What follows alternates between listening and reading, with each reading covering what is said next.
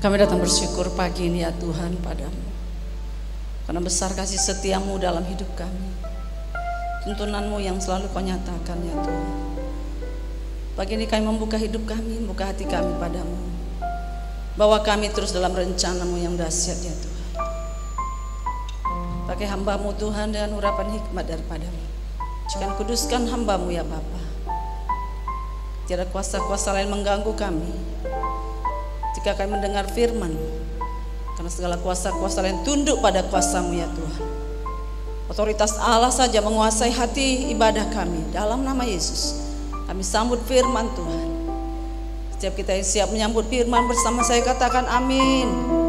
Amin. Salam bagi kita sekalian. Allah yang luar biasa menyertai memberkati hidup kita dahsyat. Kita sampai pada tema pada bulan ini adalah godly karakter. Kita memiliki karakter Kristus dan kita disebut menjadi Kristen, ya. Kita adalah orang-orang yang Tuhan panggil menjadi pengikut-pengikutnya.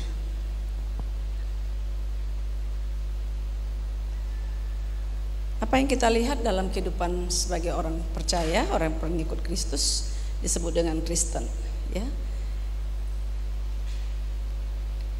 Kita mulai dari nextnya. Kita mulai dari kasih. Kita baca bersama ayatnya.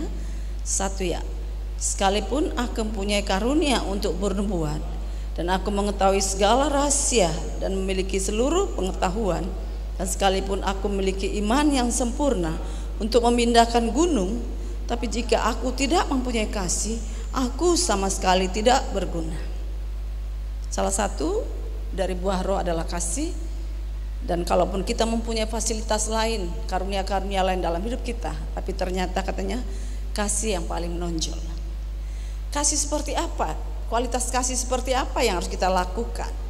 Ya, nextnya. Kasih kita itu harus tetap sifatnya. Kita baca ayatnya 1 Yohanes 4:16. Kita telah mengenal dan telah percaya akan kasih Allah pada kita. Allah adalah kasih, dan barang siapa tetap berada dalam kasih, ia tetap berada dalam Allah dan Allah di dalam dia.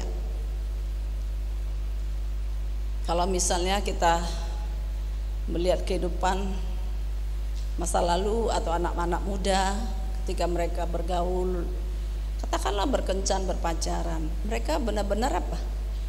Benar-benar saling mengasihi, betul-betul mengasihi, sangat mengasihi. Tapi kemudian lama kelamaan dimakan oleh waktu, situasi, kemudian sangat membenci, ya. Jadi kasih yang betul itu adalah terhadap Tuhan, terhadap sesama, terhadap diri kita sendiri tentu adalah tetap sifat. Tetap itu berarti kita lihat nextnya, tidak berubah. Dia masih, jadi masih ada kita lakukan. Bukan sudah lama, ya sudah lewat masa lampau, selalu dan senantiasa, terus-terusan, tanpa henti dan permanen. Itulah kasih. Sehingga firman berkata, Tuhan itu mengenal kita karena kita memiliki kasih. Dan kasih itu sifatnya tetap. Tetap itu seperti apa? Kamus mengatakan seperti itu. Dia tidak berubah, dia masih kita lakukan. Dia selalu, senantiasa, terus-terusan, tanpa henti, permanen sifat. Dia tetap. Wow, kita bilang berat ya Tuhan. Tentunya itu adalah karya Roh Kudus yang menjamah kita ketika kita buka hati pada Tuhan. Dia akan memampukan kita. Selain tetap sifatnya adalah yang kedua adalah sempurna. Katakan bersama, sempurna. Kita baca ayatnya ya. 1 Tidak ada seorang pun yang pernah melihat Allah. Jika kita saling mengasihi, Allah tetap dalam kita dan kasihnya sempurna di dalam kita. Jadi sifat kasih Allah itu sempurna dan kita harus belajar memiliki kasih yang sempurna. Seperti apa yang sempurna itu? Sempurna itu adalah berbicara mengenai besar. Wah, jadi ukurannya itu ukurannya maksimal. Kalau kita berkata pada Allah kasih, tapi kita sedikit-sedikit, wah itu masih kita harus berjuang lagi maksimal. Dan sifatnya utuh. Utuh itu tidak ada bagian-bagian yang bisa dipisahkan, tetap dia utuh. Dan sepenuh, lengkap, suci, itu sempurna. Wah, ternyata dengan kata kasih itu kalau dibedah di dalamnya itu waduh luar biasa. Jika kita berkata Tuhan, kalau kita makanya kita naikkan pujian Tuhan, aku mengasihi Kau Tuhan, rasanya bibir lidah kita ini berat sekali ya, karena ada kasih yang tetap, ada kasih yang sempurna yang harus kita lakukan.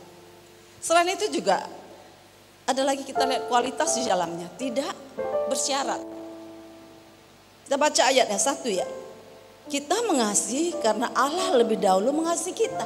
Jadi kita mengasihi karena Allah lebih dahulu. Kita mengasihi karena kita dalam keadaan baik, tidak. Memang Allah sudah mengasihi kita lebih dahulu, kita memang mengasihi, itu tidak bersyarat. Kalau kamu dalam keadaan ini, misalnya kita lihat keterangannya, sekalipun apa? Sekalipun menjengkelkan, menyusahkan, memusingkan, walaupun. Jadi kasih tidak besar itu sekalipun, bukan jikalau kamu bisa kita bernegosiasi, ya kita bisa kompromi, saya mau, tapi itu jikalau, ini sekalipun, walaupun tanpa alasan, semakin kuat ikatannya dan tanpa ego. Apakah kita mau melakukan ini ketika kita merasa tidak diuntungkan? Kita merasa kita sudah ya ditaruhkan pada tempat yang kita tidak sukai. Tapi firman berkata tidak bersyarat. Dikasih Allah itu pada kita tidak bersyarat.